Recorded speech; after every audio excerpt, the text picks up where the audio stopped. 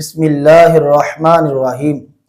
السلام علیکم ناظرین کرام، میں آپ کا میزبان تنویر احمد آپ سب کو اپنے پروگرام آج تنویر کے ساتھ میں خوش آمدید کہتا ہوں۔ آپ سب سے گزارش ہے کہ ہمارے چینل NQ786 کو سبسکرائب کریں، پروگرام کو مکمل دیکھیں اور لائک کریں۔ آج ہمارے اسٹوڈیو میں ایک ایسی شخصیت موجود ہے جو کسی تعارف کی محتاج نہیں۔ میری مراد جناب صاحبزادہ پیر محمد آصف اقبال نوشاہی قادری، سجادہ نشین دربار عالیہ حضرت پیر بابا محمد اقبال رحمۃ اللہ علیہ نوشاہی قادری موجود ہیں۔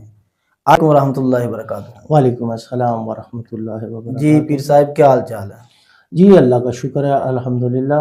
سب سے پہلے تو ہم آپ کو اپنے پروگرام میں خوش آمدید کہتے ہیں۔ جی آپ کا بہت شکریہ کہ آپ نے اپنے پروگرام میں مجھے مدعو کیا، اور یہ میرے لیے بڑا ہی سعادت کی بات ہے کہ آپ نے اپنے پروگرام میں مجھے بلایا اور لب گشائی کا موقع عطا فرمایا۔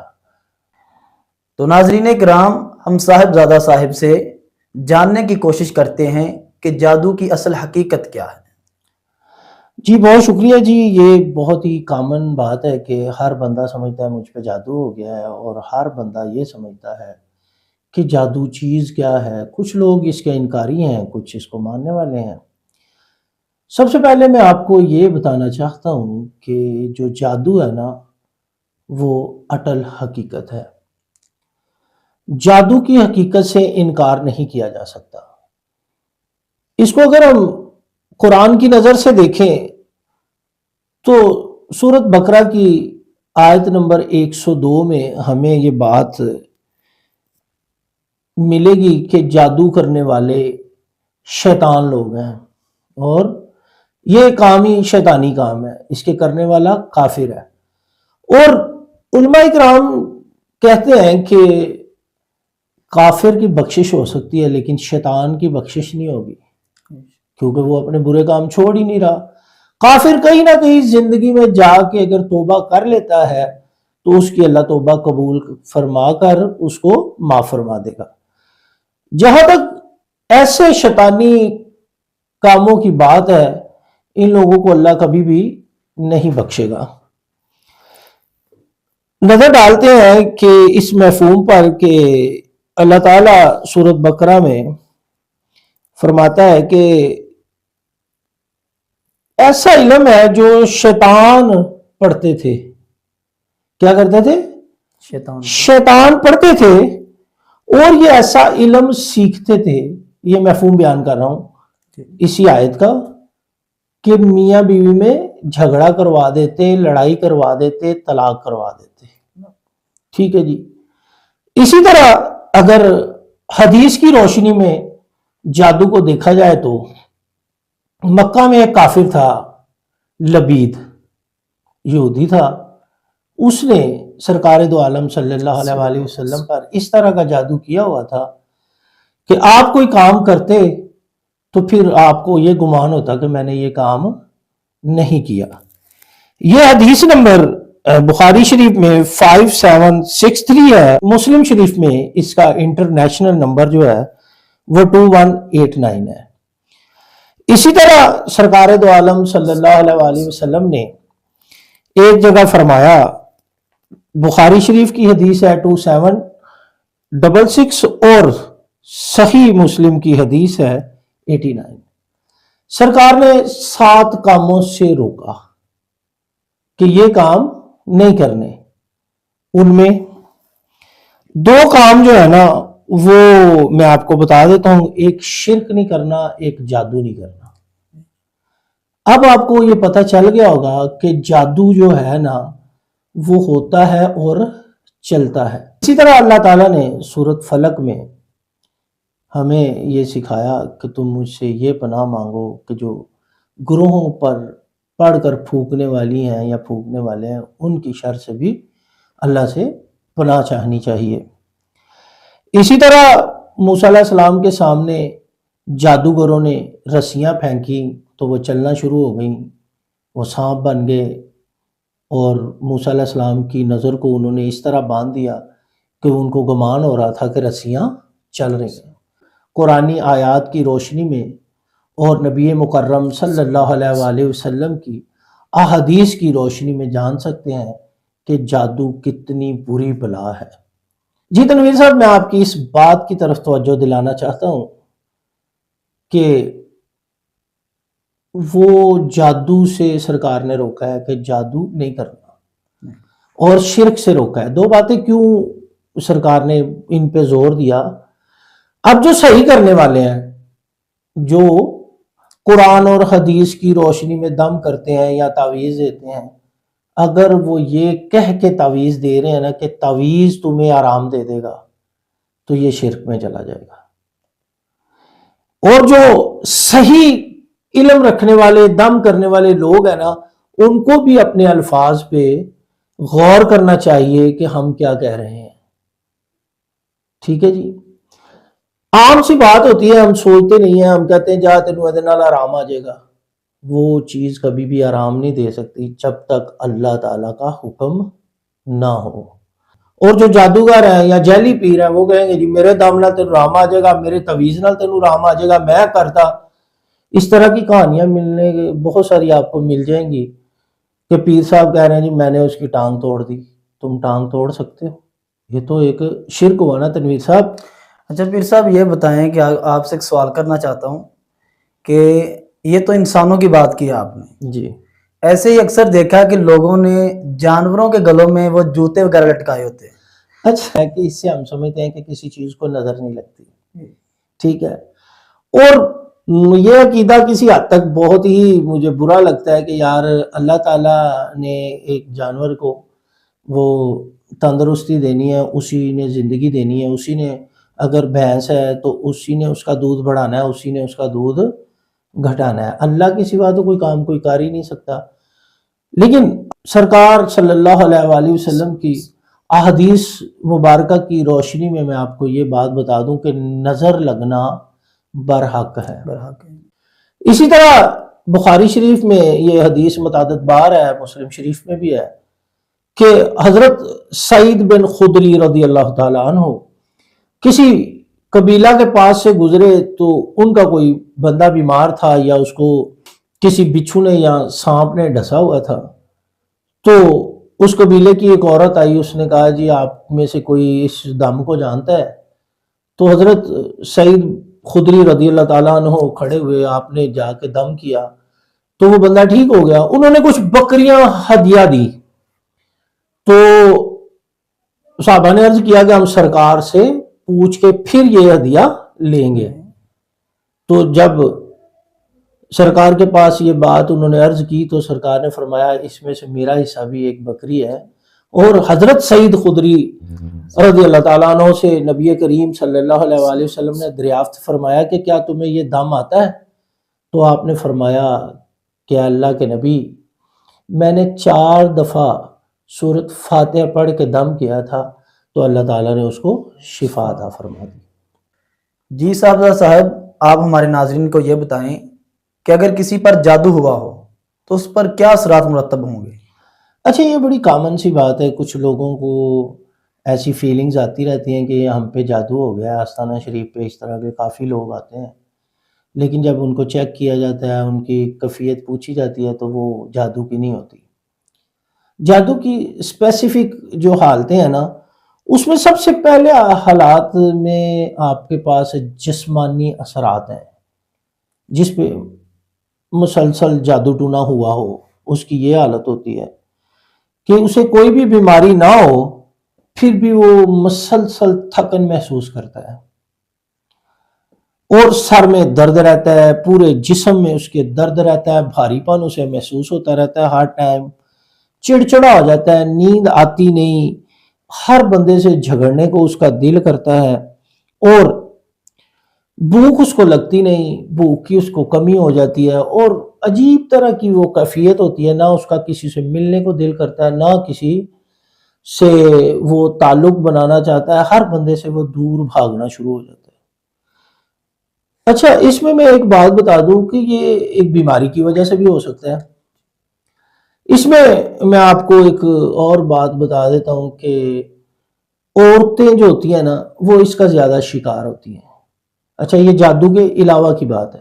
جی وہ زیادہ ڈپریشن کا شکار ہوتی ہیں, دربار شریف پہ جب آتی ہیں تو وہ کہتی ہیں جی ہم پہ جادو ٹونا ہو گیا. جب ان کی ہسٹری لی جاتی ہے یا ان کو کوئی کویشچن وغیرہ کر کے ان کے بارے میں پوچھ تاچھ کی جاتی ہے تو وہ سمجھ آتی ہے کہ یہ بچی یا عورت یا مرد جو بھی اس میں ہو, لیکن عورتوں کی اسپیسیفک بات کر رہا ہوں, کہ وہ ڈپریشن کا شکار ہوتی ہیں. اس میں جو زیادہ تر ریشو ہے نا 80%, وہ نوبیاتا بچیوں کی ہے.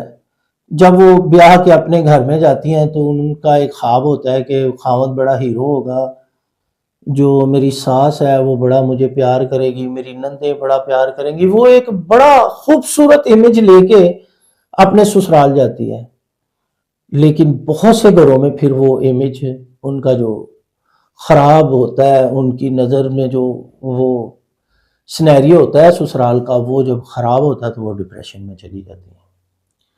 اس میں دوسری قسم ان کے ساتھ بھی یہی سارا کچھ ہوتا ہے کہ بھوک نہیں لگتی, اعصابی کمزوری آ جاتی ہے, پٹھوں میں درد, جسم میں درد, ہر ٹائم سوچتی رہتی ہیں.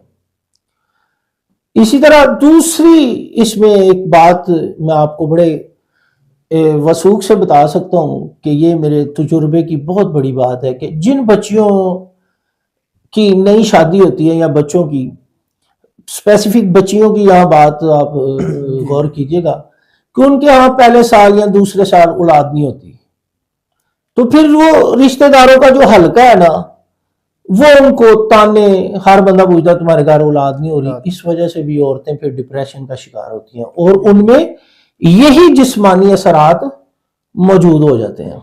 ٹھیک ہو گئے. جب یہ اثرات ہوتے ہیں تو پھر لوگ بھاگتے ہیں کہ پیروں کے پاس, ڈاکٹروں کے پاس. تو سب سے پہلے لوگوں کو یہ دیکھنا چاہیے کہ ہمارے گھر کا ماحول کیسے ہے. یعنی کہ آپ کے کہنے کا مطلب یہ ہے کہ اگر گھریلو پریشانی کی وجہ سے کوئی ڈپریشن کا شکار ہو جاتا ہے تو اس کو جادو کے کوئی اثرات نہیں. نہیں, جادو ایک اسپیسیفک چیز ہے یار, وہ ایک دائمی چیز ہوگی, یہ ایک عارضی چیز ہے. جی اگر آپ کو کوئی تکلیف ہے, ابھی آپ کو چوٹ لگ جائے تو آپ تھوڑی دیر چیخیں گے, چلائیں گے, درد کی شدت کو محسوس کریں گے, اس کے بعد آپ ٹھیک ہو جائیں گے. لیکن جادو والا ایسے ٹھیک نہیں ہوتا. پھر جب اس کی لانگ ہسٹری لی جاتی ہے تو اس سے پتہ چلتا ہے کہ یار یہ اس پہ جادو ہوا ہے کہ نہیں ہوا. ابھی اسی پہ بات کرتے ہیں کہ عورتوں میں یہ کچھ عورتیں ایسی ہوتی ہیں جو گھر میں تو آ جاتی ہیں لیکن ان کی نندوں سے نہیں بنتی, ان کی اپنی ساس سے نہیں بنتی, سسر سے نہیں بنتی, تو پھر بھی وہ اسی ڈپریشن کا شکار رہتی ہیں اور یہی اثرات ان میں ریپیٹ ہوتے رہتے ہیں. اچھا, یہاں میں ایک پیغام دینا چاہوں گا ان بچیوں کو یا ان بچوں کو جن کی نئی شادی ہوتی ہے کہ وہ اپنی زندگی کو خوبصورت کر کے گزاریں. ابھی ان 2-3 سالوں میں ان جھنجھٹوں میں نہ پڑیں کہ اولاد ہو رہی ہے کہ نہیں ہو رہی. اور دوسری بات, پھر وہ پیروں کے پاس, ڈاکٹروں کے پاس مختلف میڈیسن لے رہی ہوتی ہیں جس سے اور زیادہ بیماری بڑھنے کے چانسز ہو جاتے ہیں. تو وہ اللہ سے دعا کریں اور صبر کریں. دیکھیں, اولاد دینے والا تنویر صاحب کون ہے؟ اللہ تعالیٰ. اور اللہ جسے چاہے بیٹا دے دے, جسے چاہے بیٹی دے دے. اب اسی بات پہ میں آپ کو بتاتا ہوں کہ جن کے ہاں بیٹیاں ہو جاتی ہیں, بیٹا نہیں ہوتا, یا پہلی اولاد اللہ نے دے دی وہ بیٹی تھی, تو اب کچھ گھروں میں یہ بھی لڑائی شروع ہو جاتی ہے. اب یہ لڑائی کرنے والی عورت جو ہے نا سب سے پہلے ساس ہوتی ہے. موسٹلی یہی ہوتا ہے کہ ساس کہتی ہے لو جی میرے گھر تے پتر ہوئی سی, تیرے گھر تھی ہو گئی.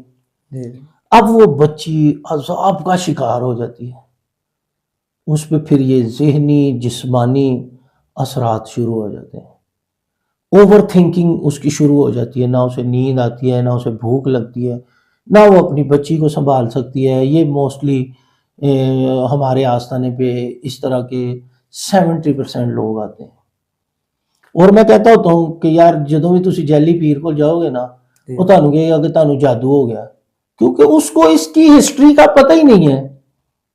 اس کے دماغ میں صرف اپنے پیسے پھنسے ہوئے ہیں اور جادو ٹونا پھنسا ہوا ہے. اسی طرح پیر صاحبان کیا کرتے ہیں, اس طرح کا کوئی بندہ آ گیا, جی یہ بکرے کی سری لو, یہ جا کے کسی چوراہے میں پھینک دو، یہ پورا ہی اسراف، یہ چیز کو ضائع کرنے والی بات ہے۔ اکثر لوگ یہ بھی کہتے ہیں کہ کالا بکرا لے ہاں جی، اور ذبح کر کے اس کو دریا میں پھینک دیں۔ اچھا یہ دیکھو نا، انسان بھوکا مر رہا ہے جی اور آپ صدقہ کس کو دلا رہے ہیں؟ اگر آپ نے اپنی پیری چمکانی ہے، چلو چمکا لو، لیکن صدقہ تو اسلامی طریقے سے دلا دو نا۔ جی صدقہ تو اس تک جائے نا جو ڈیزرونگ ہو۔ جی یہ موسٹلی قیدی، مسکین، یتیم، ٹھیک ہے، مسافر اور جو غریب غربا لوگ ہیں، یہ ان پہ لگتا ہے نا۔ یہی وہ لوگ ہیں نا جن کو صدقے کے لیے کہا گیا ہے کہ ان کو آپ صدقہ بھی دیں، ان کو آپ خیرات بھی دیں۔ کوئی رشتہ داروں میں ایسا غریب آدمی ہے جس نے ساری زندگی گوشت نہیں کھایا۔ جی آپ کو ایک انٹرسٹنگ بات بتاتا ہوں کہ ایک اماں جی آئیں تو کہتی ہیں کہ جی بابا جی میرا علاج کر دیں۔ میں کہا جی اماں جی تانوں کیوں ہے؟ بڑے لائٹ موڈ میں تھا میں، تو بڑا ہنس کے ان سے باتیں ہو رہی تھی، تو کہتی ہیں وہ میں پیر صاحب کے پاس گئی تھی، انہوں نے، اب مجھے ایگزیکٹلی یہ یاد نہیں فگر، کہ 1.25 کلو چھوٹا گوشت یا 6 کلو چھوٹا گوشت وہ قبر میں دبا دو۔ یار میں بڑا حیران ہوا کہ یار، میں نے اسے کہا یار میں صاحب حیثیت آدمی ہوں، سارا دن اپنی نوکری بھی کرتا ہوں اور اللہ کا شکر ہے کہ پیسے پوسے میرے پاس ٹھیک ہیں، تو میں عید کے ہی چھوٹا گوشت کھاتا ہوں، میری بہن تو مجھے لا دیتی، تو نے جا کے قبر میں دبا دیا ہے۔ تو اس طرح کے پکھنڈیوں سے، اس طرح کے لوگوں سے آپ ضرور بچیں۔ اسی طرح ایک آؤٹ آف سٹی سے بڑی پڑھی لکھی خاتون، ان کا فون آتا ہے مجھے کہ جی آپ یہ کام کر دیں گے میرا؟ میں کہا جی میں بالکل کر دوں گا، آپ بتائیں اپنا نام شام۔ انہوں نے نام بتایا، سارا کچھ بتایا، اپنی ہسٹری بتائی۔ ان کو صرف کندھوں میں پین تھی اور ان کے جسم میں درد ہو رہی تھی، تو ان کو ایک عاملہ صاحبہ نے بتایا کہ آپ نے 21 کلو چھوٹا گوشت لینا ہے، جی وہ مجھے دینا ہے۔ کتنا؟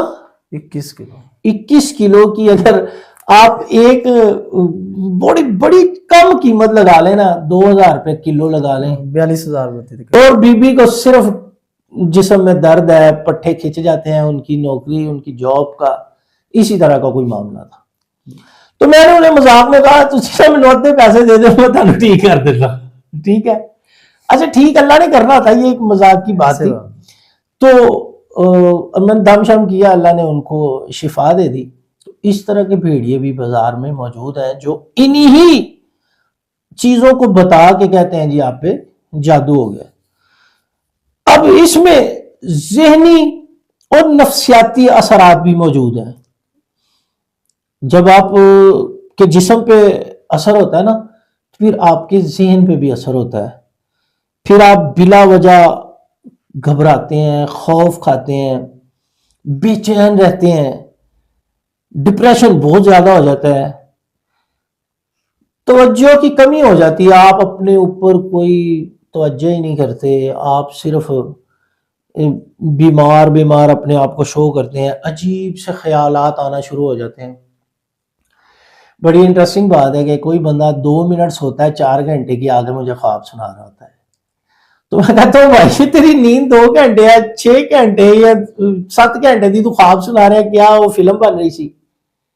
تو یہ اسی کی ایک علامت ہے کہ آپ کا ذہن سوتا نہیں ہے اور آپ کا جسم بے چین رہتا ہے، آپ صحیح طرح اپنی نیند کو پورا کر نہیں پاتے، ڈپریشن میں، خیالات میں آپ جاگتے رہتے ہیں، جسم کو اپنے بیڈ پہ لوٹتے پوٹتے رہتے ہیں اس کے ساتھ، لیکن آپ کو وہ نیند پوری نہیں ہو رہی، جس کی وجہ سے یہ ایک اور ایلیمنٹ پیروں کے ہاتھ میں آ جاتا ہے۔ وہ کہتے ہیں جی لو جی ہوں تانوں رات دی نیند بھی نہیں آندی، تانوں ڈر بھی لگدا ہے، تانوں ڈرونیاں خواباں بھی آندیاں، لہذا تہاڈے تے تعویذ ہو گئے نے، جادو ہو گئے۔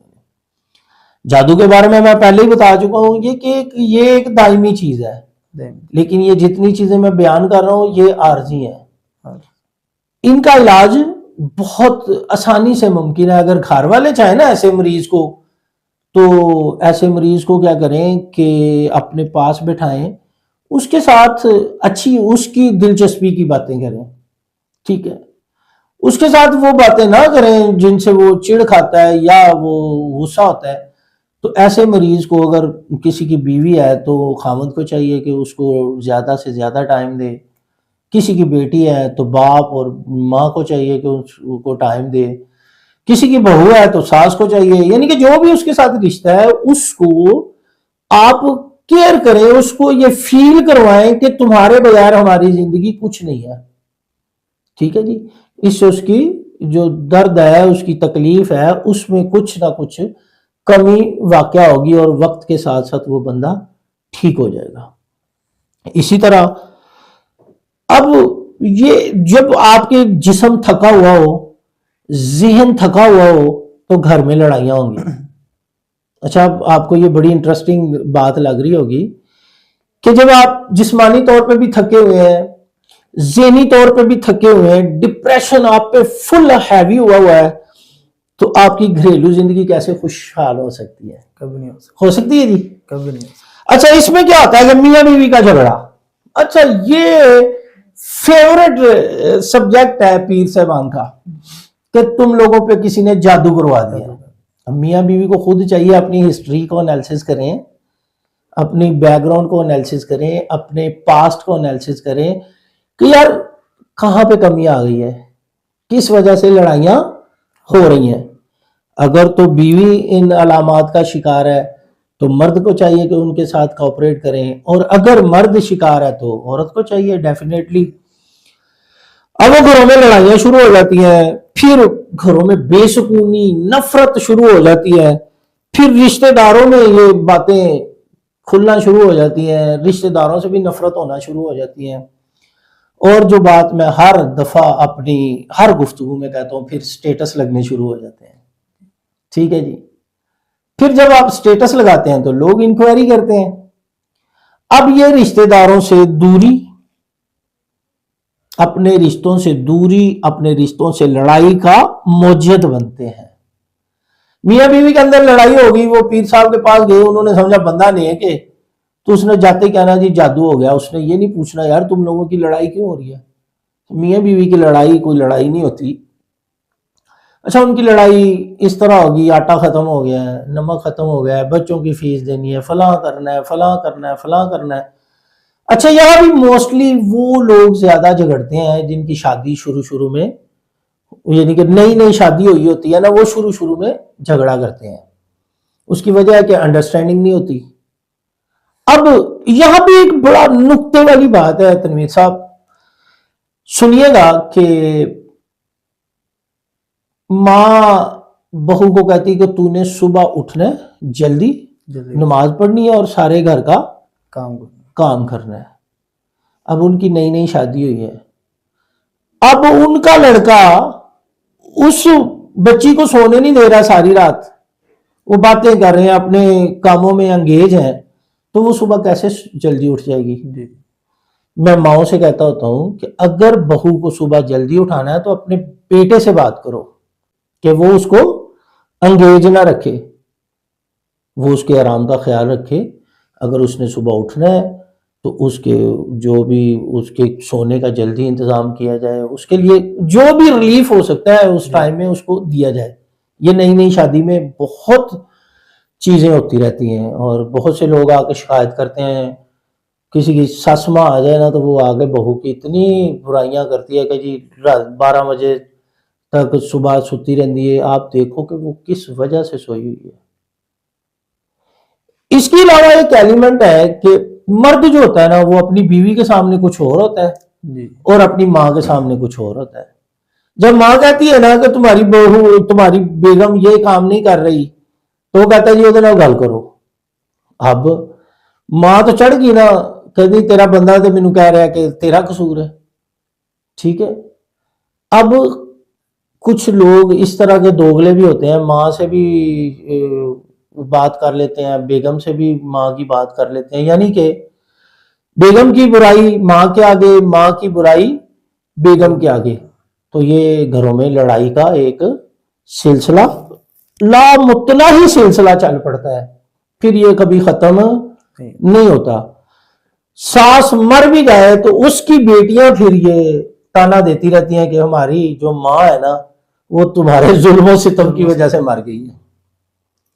और कुछ घरों में इससे उल्ट होता है कि जैसे ही बहू आती है वो पूरे घर पे अपने खावन पे होल्ड कर लेती है, और फिर वही माँ जो शुद्राहट रखती है उस घर में, उसकी एक टगे की वक़्त नहीं रहती।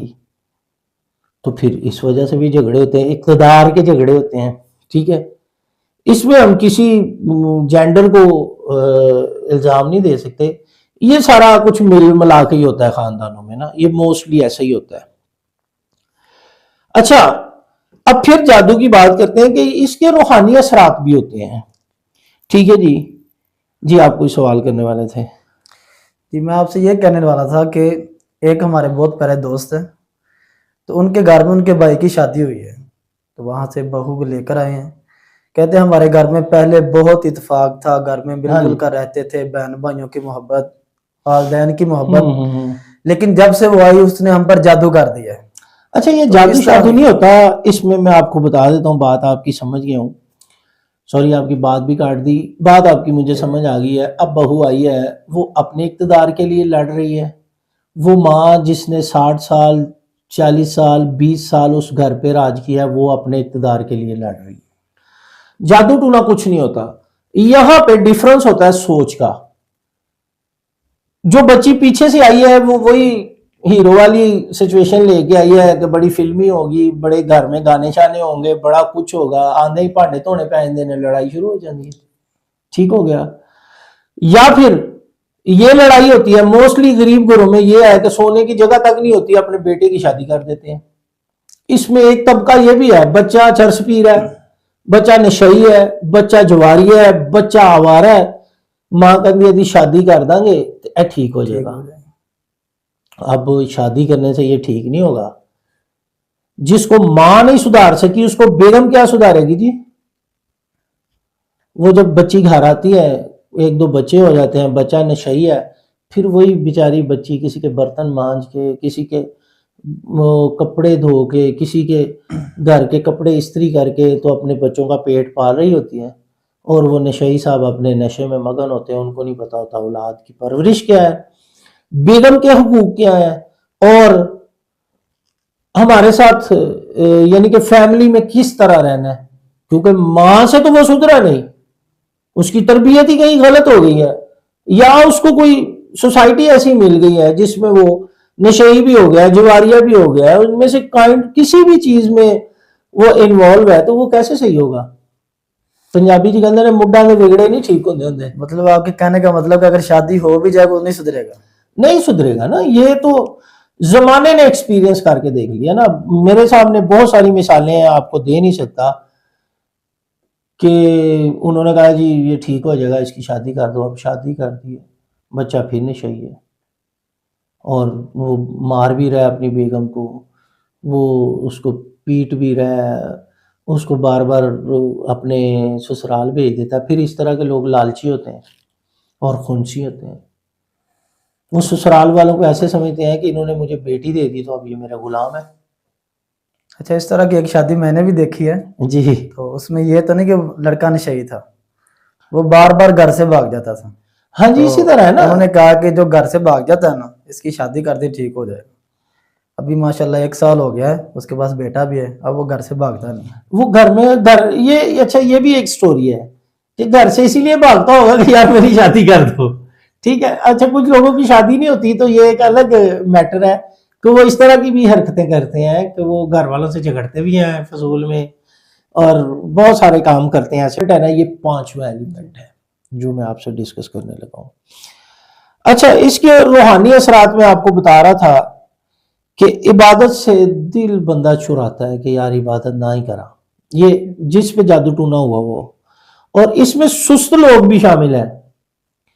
फिर कुरान की जहां भी बात होगी, कोई दुआ हो रही होगी, कुरान की तिलावत हो रही होगी, ये बंदा वहां से भागने की कोशिश करेगा, नेकी के कामों से दूर रहेगा। ये इस पे रूहानी असरात होते हैं जिसपे जादू हो गया हो। कता नजर इसके कि वो बंदा सुस्त ना हो, आदि मुजरम ना हो, आदि बेनमाजी ना हो, आदि جو قرآن کو پڑھنے والا نہیں ہے، جس کو عادت ہی نہیں ہے قرآن پڑھنے کی، وہ بھی اسی طرح کی حرکتیں کرے گا. اس سے بھی جادو ٹونے کا کم ہی تعلق ہے، باقی ساری چیزیں بندے کے اندر خود سے اڈاپٹ ہوئی ہوتی ہیں. اس میں کاروبار، اچھا آج کل ملک کے حالاتوں کی وجہ سے یا یہ ورلڈ سنیریو کی وجہ سے کاروبار سب کے بند ہیں. جی جیسے ہی ہم کسی پیر صاحب کے پاس جائیں گے، جی ہمارے کاروبار میں گھاٹا پڑ گیا تو ہو گیا آپ کو جادو ہو گیا، اکثر کہتے ہیں بندش ہو گیا. بندش ہوگی. میں کہتا ہوں رزق اللہ دیتا ہے، اور رزق اللہ کبھی کسی کا نہیں روکتا. ٹھیک ہے جی. پھر کاروبار کا بند ہونا، روزی میں برکت نہ رہنا، کاروبار کے میں دل نہ لگنا، یہ جادو ٹونے سے ہو سکتا ہے، لیکن موسٹلی ہمارے معاشرے میں ایسا نہیں ہوتا.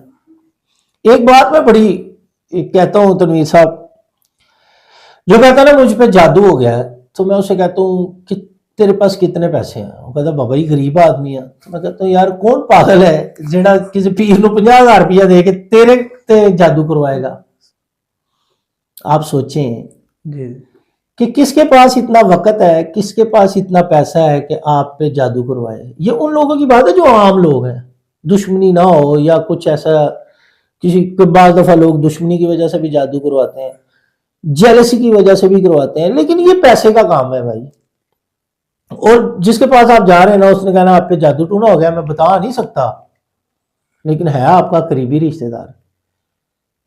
اس لفظ کی وجہ سے نا میں نے طلاقیں ہوتے دیکھی ہیں، میں نے بھائی کو بھائی سے جدا ہوتے دیکھا، میں نے بہن کو بہن سے جدا ہوتے دیکھا، بھائی سے بہن کو جدا ہوتے دیکھا ہے، باپ سے بیٹے کو اور ماں سے بیٹے کو جدا ہوتے دیکھا ہے. بیوی کو طلاق ہو گئی ہے صرف اسی وجہ سے کہ جی تو جادو ٹونے کروانی ہے. یہ کس نے کہا جی؟ ہمارے پیر صاحب. ایک ایسا بھی بندہ میں نے دیکھا ہے کہ وہ اس کی بہو جب پریگننٹ ہوئی تو اس نے کہا جی میرے پیر صاحب نے کہا تیرے گھر اولاد نہیں ہونی، تو بے اولاد مریں گی، یا تم کبھی بچہ پیدا ہی نہیں کر سکتی کیونکہ میرے پیر صاحب نے کہا ہے. اس سے بڑا کوئی شرک آپ نے دیکھا ہے؟ کبھی نہیں. وہ کون سا پیر ہے الو کا پٹھا جو یہ کہہ رہا ہے، جو اللہ کے کاموں میں خود دخل دے رہا ہے؟ اللہ نے تو خود قرآن میں فرما دیا میں جسے چاہوں بیٹا دوں، جسے چاہوں بیٹی دوں. اولاد تو اس کے ہاتھ میں ہے نا، ایسے کہ کسی بندے کے ہاتھ میں ہے. تو یہ پیر کیسے دعویٰ کر سکتا ہے یار؟ اور وہ جو ایسے پیروں کو ماننے والے ہیں ان کو چاہیے کہ اپنا تجدید ایمان کر لیں. ایسے لوگ تو اپنا ایمان بھی کھو چکے ہیں میری نظر میں نا. اور اکثر ایسے پیروں کو نہ نماز آتی ہے. ہاں جی، آپ نے دیکھا ہوگا کلمہ تک نہیں آتا. ایسا ہی ہے جی، ایسا ہی ہے، ایسا ہی ہے. اچھا وہ اس میں بھی ایک چیزیں، بہت ساری اہم چیزیں جو آپ کو بتانے والا ہوں کہ اگر تو آپ پہ جادو ٹونا ہو گیا ہے تو آپ اپنا علاج گھر میں ہی کر سکتے ہیں.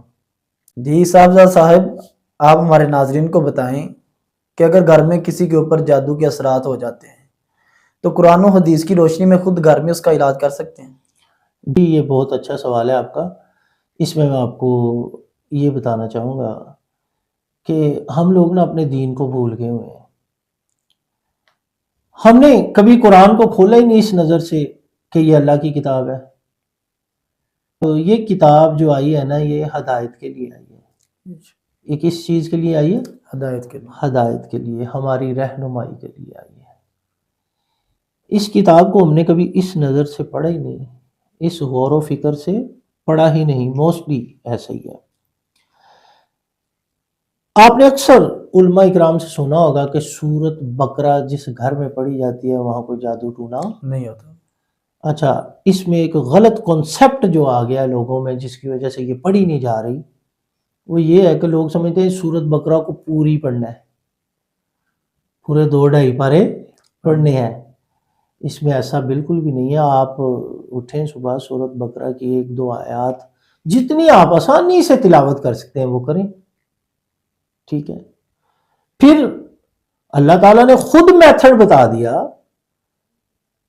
یہ آپ ذرا آخری 3 جو کل شریف ہیں جی یا آخری 2 ہیں ان کا ذرا ترجمہ کر کے دیکھیں تو اللہ تعالیٰ نے تو خود ہمیں بتا دیا کہ تم نے کس طرح مجھ سے پناہ مانگنی ہے اور کن کی شر سے پناہ مانگنی ہے. جی تو وہ ہم یہ اگر چاروں کل پڑھتے ہیں روز گھر میں تو جادو ٹونا ہو ہی نہیں سکتا.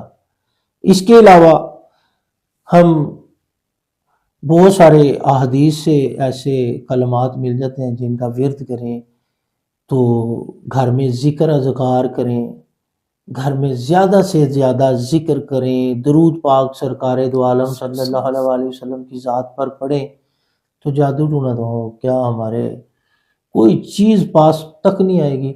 ہم نے یہ اعمال چھوڑ دیے، ہم پیروں کے پاس بھاگ رہے ہیں. جی ٹھیک ہے، جو صحیح پیر ہے نا وہ بھی آپ کو جاتے ہوئے قرآن کی ہدایت کریں گے. ٹھیک ہے، وہ بھی آپ کو نبی کریم صلی اللہ علیہ وآلہ وسلم کی سنتوں پر عمل کرنے کی تلقین کریں گے. عام سی بات ہے، اگر آپ سنت کے طریقہ سے بیٹھ کر کھانا کھا لیں تو آپ کی 90 سے 100 بیماریاں دور ہو جاتی ہیں. بے شک. ٹھیک ہے جی، سنت کے مطابق اچھی طرح ہاتھ دھو کے کھانا کھائیں گے تو جرم سے بچے رہیں گے. اور اگر آپ وضو کر لیں گے تو کیا ہی بات ہو جائے گی. اسلام نے تو بڑا کمال میتھڈ بتایا نا، باوضو رہنا، غسل کرنا، مسواک کرنا، کان کی صفائی، ناک کی صفائی. یہ کون بتا رہا ہے؟ یہ اللہ کے نبی کی جو سنتیں ہیں اس میں یہ وہی ہے نا. بہت حکمتیں ہیں اس میں. دیکھیں اگر ہم 5 وقت نماز پڑھتے ہیں تو ایک بندہ 5 وقت نماز پڑھتا ہے تو 5 دفعہ وضو کرے گا، جرم اس کے قریب بھی نہیں آئیں گے. ایسے ہی اس کی مثال تو ایسے ہی ہے کہ اس کے گھر کے باہر ایک شفاف پانی کی نہر ہو اور وہ 5 دفعہ اس میں نہائے تو کیا اس پہ میل رہ جائے گی؟ کبھی نہیں. کبھی نہیں نہ رہے گی. اسی طرح ہم اپنے آقا صلی اللہ علیہ وآلہ وسلم کی سنتوں پر عمل کرتے رہیں. مسواک، جی ٹھیک ہے، ان کے برش کر لیں یار، اس سے کتنی بیماریاں دور ہوں گی. میڈیکل بھی کہتی ہے کہ جب دانتوں پہ جرم ہوں گے آپ کھائیں گے تو آپ کا پیٹ خراب ہوگا. خراب. ٹھیک ہے جی. اسی طرح سرما ڈالنا، جی آنکھیں خراب نہیں ہوتی. سر میں تیل لگانا، بال نہیں جھڑتے. یہ سرکار نے اتنا ماڈرن دین ہمیں بتایا ہوا ہے، ہم اس پہ عمل ہی نہیں کرتے. ہفتے میں ایک بار ناخن کاٹنا، جمعے کو افضلیت ہے، وہ ناخن تو کاٹیں ورنہ ان میں جو میل پھنسی ہوگی وہ آپ کو بیمار کرے گی. تو طب نبوی صلی اللہ علیہ وآلہ وسلم تو یہی ہے، سادہ غذا کھائیں. پیٹ بھر کے غذا جو کھاتا ہے وہ تندرست کیسے رہ سکتا ہے؟ پیٹ بھر کے غذا کھانے والا، جب سرکار نے فرما دیا ہے کہ بھوک رکھ کے کھانا کھاؤ، یعنی کہ پیٹ کو تھوڑا خالی رکھ کے کھانا کھاؤ، تو ہم یہ کرتے ہیں؟ ہماری تو نہ غذا سادہ ہے نہ ہم خود سادہ ہیں. اور بڑی دور کی بات ہے کہ ہمیں یہ چیزیں یاد بھی ہوں. ہم پتہ نہیں کس دنیا میں رہ رہے ہیں، کس دنیا میں. اور سب سے بڑی بات یہ اس آپ کے پروگرام کا نچوڑ ہے کہ حلال روزی، جو حلال روزی کھاتا ہے نا وہ بھی کبھی بیمار نہیں ہوگا. اور جو اپنے رزق میں سے اللہ کی راہ پہ خرچ کرتا ہے نا وہ کبھی غریب نہیں ہوگا. بے شک. اب آپ دیکھتے جائیں، حال دیکھتے جائیں، کیا ہوگا؟ کبھی غریب نہیں ہوگا. کبھی غریب نہیں ہوگا. کاروبار والا کام ختم ہو گیا، کاروبار بھی چلے گا، پیسے بھی آئیں گے، ایک معاملہ حل ہو گیا. جی. نماز پڑھے گا، ڈپریشن سے بچا رہے گا. ڈپریشن کا معاملہ حل ہو گیا. جی ہو گیا. صبح فجر سے لے کے عشاء تک نمازیں پڑھے گا، عشاء کے بعد بہت آرام سے نیند آئے گی. نیند کا مسئلہ حل ہو گیا. جی. اسلام دے رہا ہے نا یار. جی ایسے. یہ میتھڈ کون دے رہا ہے؟ اسلام. اسلام دے رہا ہے.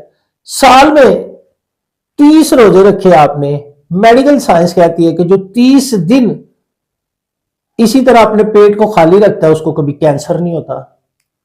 تو آپ کی کتنی بیماریاں دور ہو رہی ہیں یار. جی ہو رہی ہیں کہ نہیں ہو رہی؟ جی بالکل ہو رہی ہیں. اسی طرح آپ، میں نے پہلے عرض کیا جمعے کو نہاتے ہیں تو آپ کے پاس سے بو آنی ختم ہو گئی، خوشبو لگاتے ہیں تو آپ بڑے حساس بشاش بندہ اپنے آپ کو تصور کرتا ہے. اسی طرح جتنے بھی اسلام کے احکامات ہیں وہ انسان کے لیے ہیں، وہ اس کی صحت کے لیے ہیں، اس کی جسمانی، اس کی روحانی، اس کی ذہنی، اور جتنے بھی مسائل ہیں ان کا حل اسلام کے پاس ہے. آپ کا کیا خیال ہے؟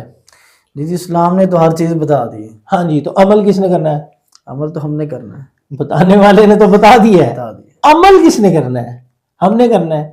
جب تک میرے بھائی ہم دین کا دامن نہیں پکڑیں گے، اس کو اس طرح کر لیں کہ جب تک ہم اپنے آقا صلی اللہ علیہ وسلم کی کملی کا دامن نہیں پکڑیں گے، دین پر عمل نہیں کریں گے، سرکار کی سنتوں پر عمل نہیں کریں گے، اللہ کے احکام کو نہیں مانیں گے، ہم اسی طرح ڈپریشن کا شکار رہیں گے، اسی طرح لوگوں کے پاس بھاگتے رہیں گے، اسی طرح محتاج رہیں گے. ٹھیک ہے؟ جو بندہ زکوٰۃ دیتا ہے نا اس کا مال صاف ہوتا رہتا ہے، جی اس کا کبھی نقصان نہیں ہو سکتا. جو اپنے مال میں سے صحیح زکوٰۃ ادا کرتا ہے نا اس کی نہ کبھی چوری ہوگی نہ کبھی ڈکیتی ہوگی، اگر ہوگی تو وہ مال اس کا واپس آئے گا. ٹھیک ہو گیا؟ نقصان نہیں ہو سکتا اس بندے کا. جو اللہ کے ساتھ لو لگاتا ہے، اللہ کے حکموں پر عمل کرتا ہے، اس کا کبھی نقصان نہیں ہو سکتا. پھر اللہ نے تو خود فرما دیا کہ میرے دیے ہوئے رزق میں سے خرچ کرو. اب جب آپ پیدا ہوئے تھے تنویر صاحب تو اس سوٹ میں ہوئے تھے، اس ٹوپی میں پیدا ہوئے تھے، کیا تھا آپ کے ہاتھ میں؟ بتائیں ذرا. کچھ بھی نہیں تھا پاس، خالی ہاتھ آئے تھے. جب آپ کو گھٹی ملی، جب آپ کے منہ میں پہلا خوراک کا دانہ دیا گیا تو وہ کس کا رزق تھا؟ اللہ تعالیٰ کو. آپ کو جو کپڑے ملے وہ کہاں سے ملے؟ اللہ تعالیٰ کی طرف سے. اللہ تعالیٰ نے آپ کے باپ کو وہ رزق عطا کیا، اس نے آپ کو وہ چیزیں آگے کنورٹ کر دی. جب پیدا ہی ننگے ہوئے، پیدا ہی برہنہ ہوئے، ہاتھ خالی تھے، روتے ہوئے اس دنیا میں آئے، تو اس دنیا کی کون سی چیز ہماری ہے؟ اچھا، اس میں ایک اور خوبصورت بات کر لیتے ہیں کہ جب دنیا سے جائیں گے تو یہ کپڑے ساتھ جائیں گے؟ نہیں، کبھی نہیں جائیں گے. یہ واسکٹ ساتھ ہوگی؟ کبھی نہیں. یہ ٹوپی ہوگی؟ یہ پینسل ہوگی؟ خالی ہاتھ ہیں. خالی ہاتھ ہوں گے. جب وہ لے کے بھی کچھ نہیں جانا، لے کے بھی نہیں آئے تھے، تو یہ تو اللہ کی عطا ہے نا. بالکل یہ اللہ کی عطا ہے کہ آپ کو اس نے نوازا ہوا ہے. ہم تو ساری زندگی سجدے میں گڑ گڑا کے معافیاں مانگ کے بس اس چیز کا ہی شکر ادا کرتے رہے نا کہ اس نے اپنے محبوب کی امت میں پیدا کیا ہے، تو تب بھی زندگی کم پڑ جائے. ٹھیک ہے؟ اسی طرح ہم لوگوں سے حسد کرنا شروع ہو جاتے ہیں. حسد سب سے بڑی بیماری ہے، جادو کی سب سے بڑی جڑ، دشمنی کی سب سے بڑی جڑ، ٹھیک ہے، حسد ہے. حسد ہے کیا؟ اللہ کی تقسیم پہ شک کرنا. کیا ہے جی؟ اللہ کی تقسیم پہ شک کرنا. کیسے؟ اگر اس نے آپ کو نوازا ہے تو میں آپ سے کیوں جیلس ہو رہا ہوں جی؟ کیا خیال ہے؟ دینے والا کون ہے؟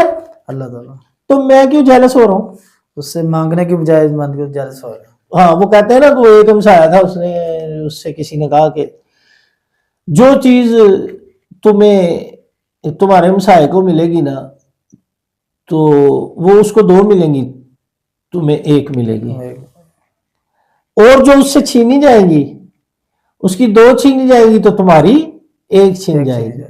اب پازیٹیوٹی کی بات دیکھ لو کہ اس نے کہا جی میری ایک آنکھ لے لو تاکہ ہم سائے کی دونوں چلی جائیں. دونوں چلے. ہم یہ کیوں نہیں سوچتے کہ اس کے پاس یار دو آ جائیں, میرے پاس ایک ہے تو بڑی بات ہے.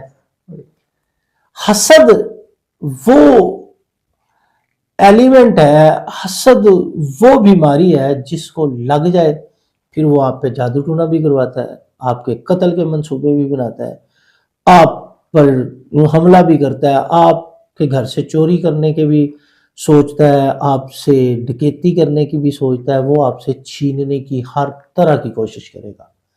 اور یہ نہیں سوچے گا کہ جس اللہ نے اسے دیا ہے نا میں اس سے مانگوں, وہ اس سے زیادہ مجھے عطا کرنے پہ قادر ہے بالکل کہ نہیں ہے. بالکل ہے. تو جب وہ ہر چیز عطا کرنے پہ قادر ہے تو مانگا اس سے جائے نا. میرے والد محترم جناب پیر بابا محمد اقبال شاہی قادری رحمۃ اللہ علیہ صاحب فرمایا کرتے تھے کہ بیٹا مانگنا اس سے جو دے کے کبھی پچھتائے نا. پھر وہ کہتے تھے کہ یار پھر وہ ہستی صرف پوری کائنات میں ایک ہی ہے, وہ ہمارا اللہ ہے جو دے کے پچھتاتا نہیں ہے, جب بھی مانگو عطا کرتا ہے اور خوش ہوتا ہے. چاہے اس سے مغفرت مانگو, چاہے اس سے دولت مانگو, چاہے اس سے دنیا مانگو, چاہے اس سے آخرت مانگو, وہ دیتا ہے اور خوش ہوتا ہے. پھر قرآن نے ہمیں سکھا تو دیا کہ اپنے رب سے دنیا بھی مانگ لو اور آخرت بھی مانگ لو. کیا کرو؟ دنیا بھی مانگے اور آخرت بھی مانگ لو. تو کیسے مانگے؟ ربنا آتنا فی الدنیا. ہائے ہائے ہائے ہائے, کیا بات ہے. اللہ آپ کا بھلا کرے جی.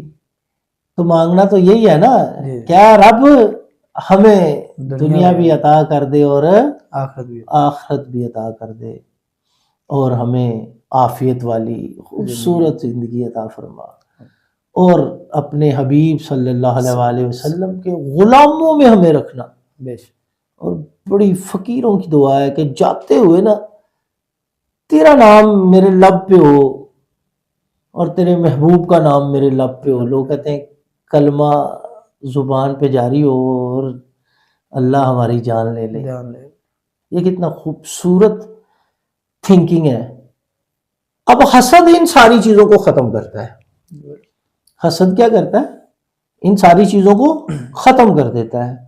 حسد کرنے والا کبھی کامیاب نہیں ہوتا.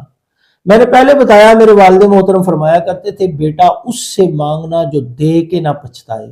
اور پوری کائنات میں واحد ہستی میرا رب ہے جو دے کے کبھی پچھتاتا نہیں بلکہ خوش ہوتا ہے. تو کیوں نہ ہم اللہ کی طرف جائیں, لوگوں کی طرف جانے سے بہت بہتر ہے.